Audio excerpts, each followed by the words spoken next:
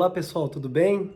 Aqui é Charles Petrucelli, médico oftalmologista, especialista em glaucoma e catarata e criador da plataforma Glaucoma para Pacientes, nessa plataforma que a gente criou e tem sido super legal o retorno, né, com o intuito de levar uma informação fácil e simples em relação ao glaucoma e, consequentemente, ajudar os portadores de glaucoma e os seus familiares a conduzir melhor o tratamento e evitar as lesões ruins do glaucoma, né, que a pior delas é a cegueira.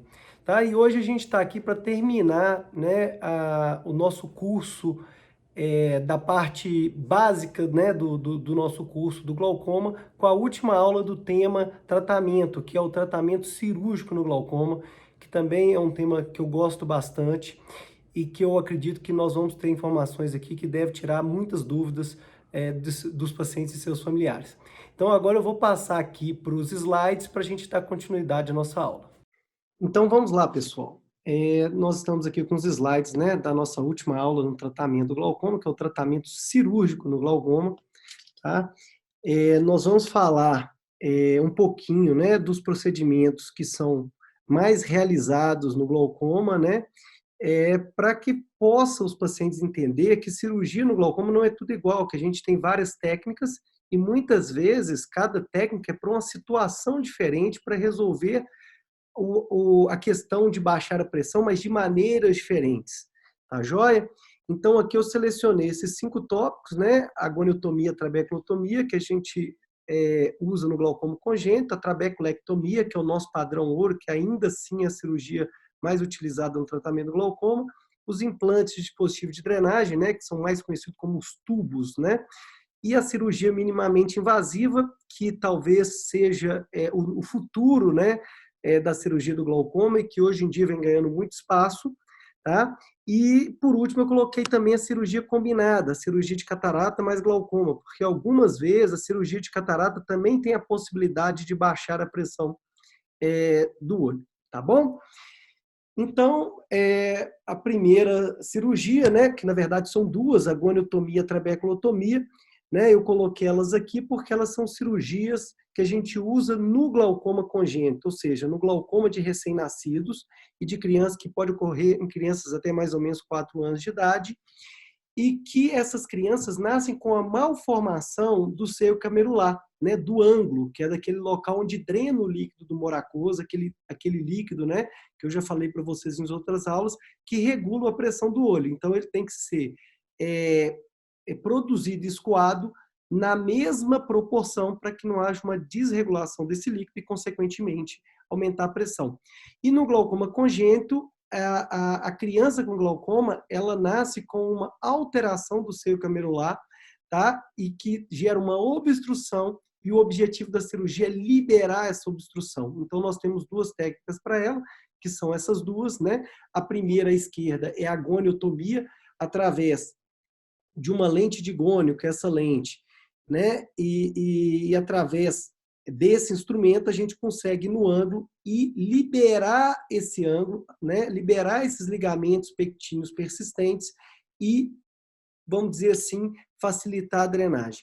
No caso de pacientes que às vezes já têm um edema da córnea muito grande, né, que já tem opacidade de córnea muito grande, a técnica de goniotomia ela não é possível de ser realizada, tá? Porque você não tem visualização. Então, nesse caso, a gente faz a trabeculotomia, né? Que é essa cirurgia aqui ao lado, né? Onde a gente precisa abrir a esclera, entrar no canal de Schlein, que é o canal para onde é drenado o líquido da malha trabecular, e fazer essa liberação dos ligamentos pectíneos de fora para dentro, diferentemente da goniotomia que a gente faz de dentro para fora, tá? Eu, particularmente, prefiro a goniotomia quando ela é possível de ser realizada, porque eu considero ela uma cirurgia menos invasiva, né? Até pela foto aqui, é possível a gente avaliar isso, porque a goniotomia, a incisão que a gente faz, ela é bem pequena, fora do olho.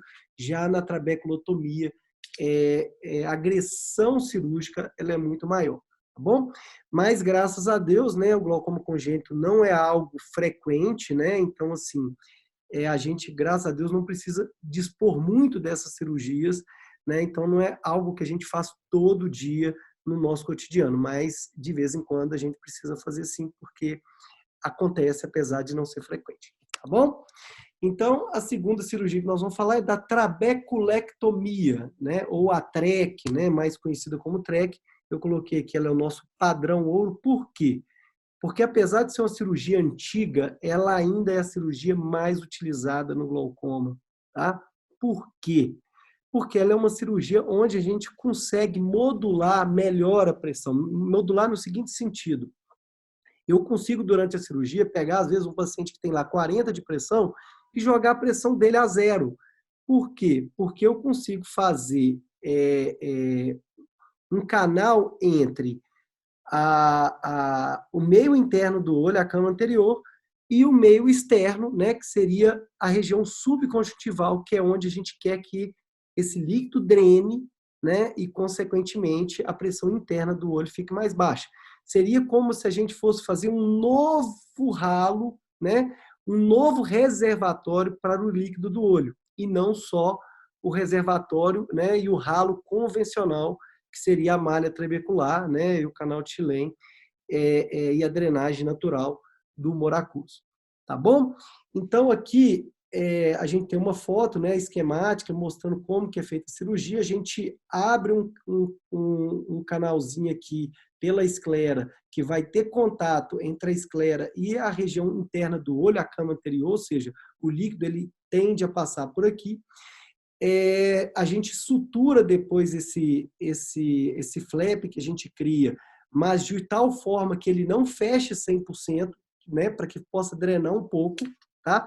E essa drenagem já é suficiente para baixar pressões para níveis que a gente julgue interessante para buscar a pressão-alvo do paciente, tá?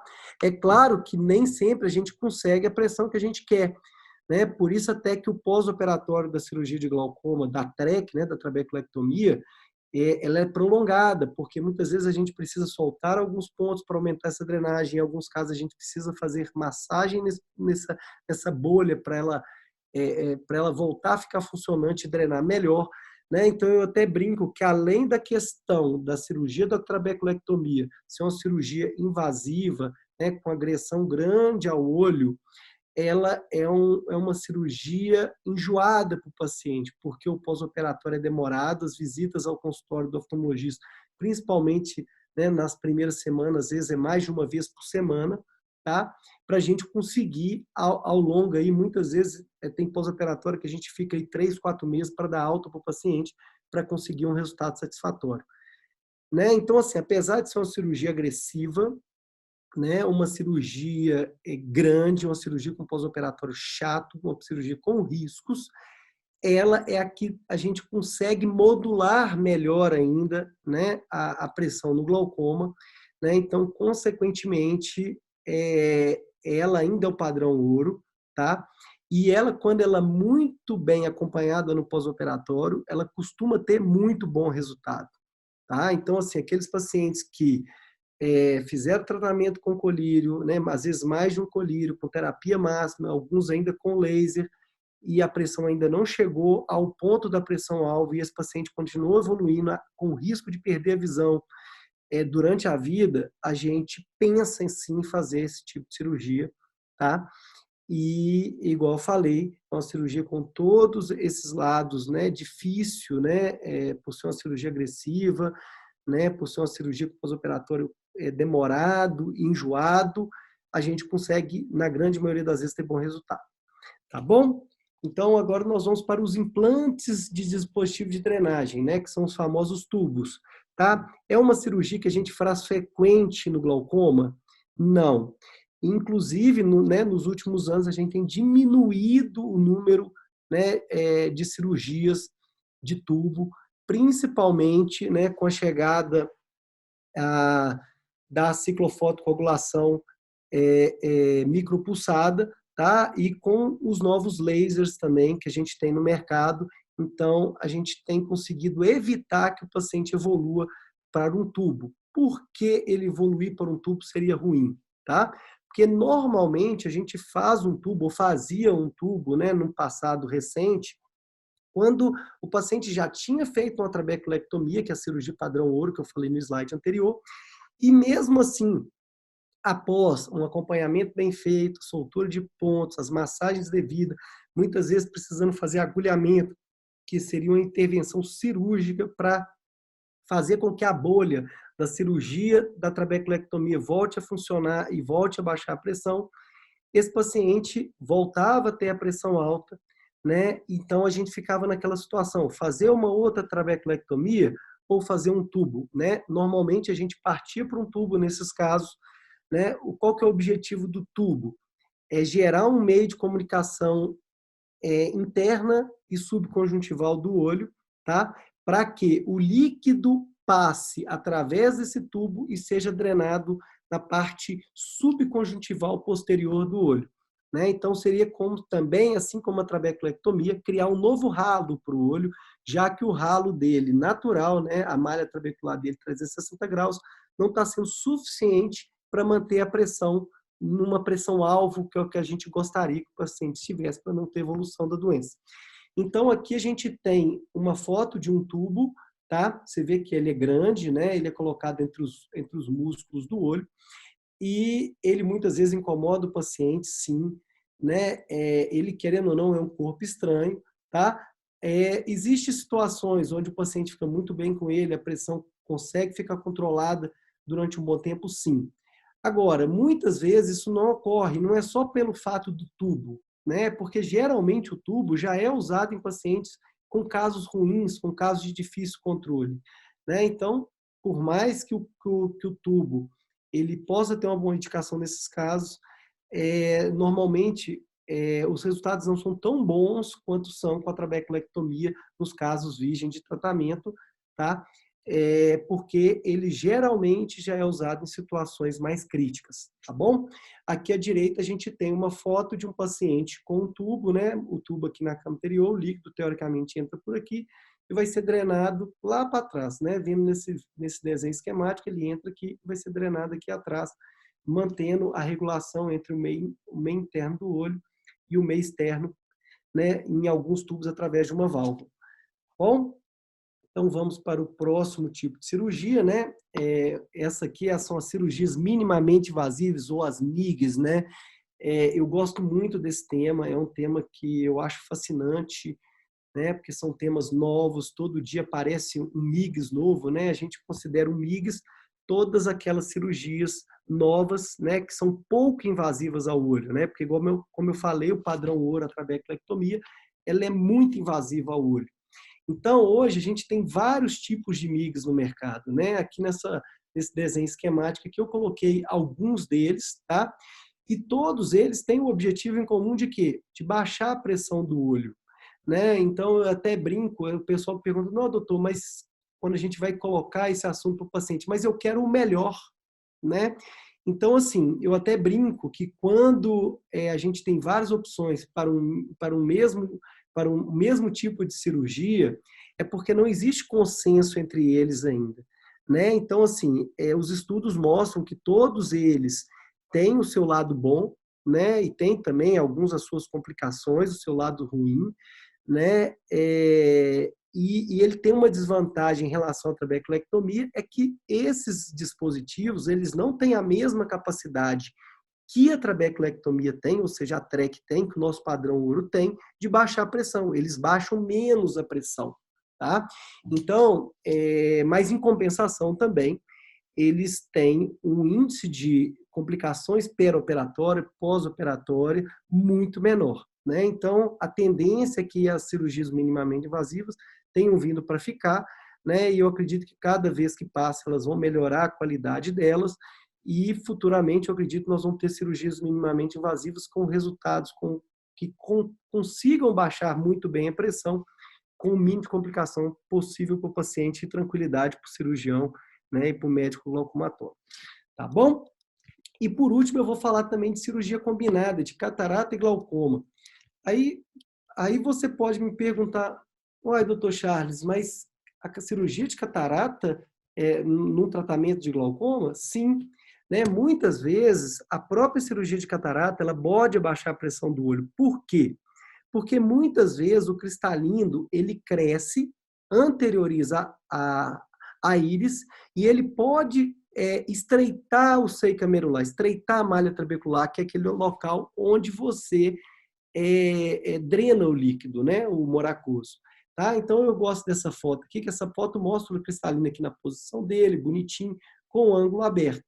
Em algumas circunstâncias, o cristalino ele pode anteriorizar, ele pode aumentar de tamanho e, consequentemente, reduzir esse espaço aqui, né? Empurrar eles para frente e fechar essa região de onde é drenado o líquido moracoso, né? E, consequentemente, a pressão aumentar no olho de maneira secundária por causa da catarata. Então, a cirurgia da catarata por si só, ela também, nesses casos, pode baixar a pressão, tá? E muitas vezes a gente faz ela combinada com a cirurgia do glaucoma. Então, quando a gente tem um paciente que tem que operar com catarata, ou porque a visão dele está ruim, ou porque ele tem uma anteriorização do cristalino, diminuição do fluxo do moracoso por crescimento desse cristalino, associado a um glaucoma grave, a gente costuma fazer uma cirurgia combinada de glaucoma e catarata. Para quê? Para submeter o paciente a um procedimento cirúrgico só e resolver dois problemas que muitas vezes as duas cirurgias vão também ajudar na diminuição da pressão, além da cirurgia de catarata poder restabelecer a transparência, né, do olho, melhorando a visão do paciente. Então, a cirurgia de catarata, né, como que ela é feita? Né? A catarata nada mais é do que uma lente natural que a gente nasce com ela e com o tempo ela vai perdendo a transparência dela, né? Vai ficando uma lente esfumaçada, né? Ela vai ficando perdendo de fato mesmo a transparência. E o que a gente faz? A gente tira essa lente que opacificou, né? Que é o cristalino, que quando ele opacifica a gente passa a chamá-lo de catarata, e troca, né, por uma lente artificial. Aqui é a forma, né, como a lente é colocada no olho. Hoje em dia as lentes são dobráveis, depois a gente abre dentro do olho e ela fica posicionada no lugar da catarata. E essas lentes elas são geralmente bem mais finas que a catarata, então, consequentemente, a íris vai voltar para a posição de origem dela e ajuda também a aumentar o ângulo da cama interior, facilitando a drenagem do moracoso e, consequentemente, tendo um potencial adicional de baixar a pressão. Tá bom? E aí, normalmente, na minha prática, quando eu vou fazer a cirurgia de glaucoma e catarata, primeiro eu opero o glaucoma, né? Coloco a lente e, em seguida, eu faço a cirurgia de glaucoma praticamente igual como eu faço quando eu faço a cirurgia, a trabeculectomia sozinha. Algumas vezes eu mudo, né, o local da cirurgia, dependendo de onde que eu fiz as incisões da cirurgia de catarata. Mas o processo cirúrgico ele é praticamente idêntico. Tá? Então, a gente faz duas cirurgias em uma, com o intuito de adicionar, muitas vezes, a melhora da visão do paciente pela retirada da catarata. Além disso, baixar a pressão pelo fato de tirar a catarata e abrir o ângulo, e também controlar a pressão com a cirurgia de glaucoma, a trabeculectomia propriamente dita. Tá bom? Então, esses foram os procedimentos cirúrgicos, né, na área do glaucoma, que a gente mais usa na nossa prática diária, tá? Hoje em dia, todos os procedimentos cirúrgicos do glaucoma, eles são para reduzir a pressão, tá? Então, assim, a gente vai escolher a melhor técnica de acordo com o tipo de glaucoma que o paciente tem, o estágio do glaucoma que o paciente tem, né? A previsão de visão que esse paciente vai ter ao longo do resto da vida dele, né? E é um tema, né, que ele está enriquecendo muito com a chegada da cirurgia minimamente invasiva, né? Então, todo dia sai um dispositivo novo, né? Estudos novos vão saindo a cada dia. Então, a nossa segurança e a nossa perspectiva é de que o resultado com as cirurgias minimamente invasivas vão ser cada vez melhores e, consequentemente, vai nos ajudar a controlar a pressão de pacientes que até, né, um momento anterior a gente tinha uma dificuldade maior. Tá bom? Então, as nossas aulas terminam por aqui, tá? Nas nossas próximas aulas, nós vamos fazer resumo de assuntos anteriores, muitas vezes entrando em tópicos de maneira mais aprofundada em cima da sugestão de vocês nos comentários, tá bom? Então, para isso, não esqueçam de inscrever no nosso canal no YouTube, além de nos seguir nas nossas redes sociais. Tá bom? Então, um grande abraço a todos, espero que vocês tenham gostado, né? E eu aguardo vocês nas próximas aulas. Um abraço.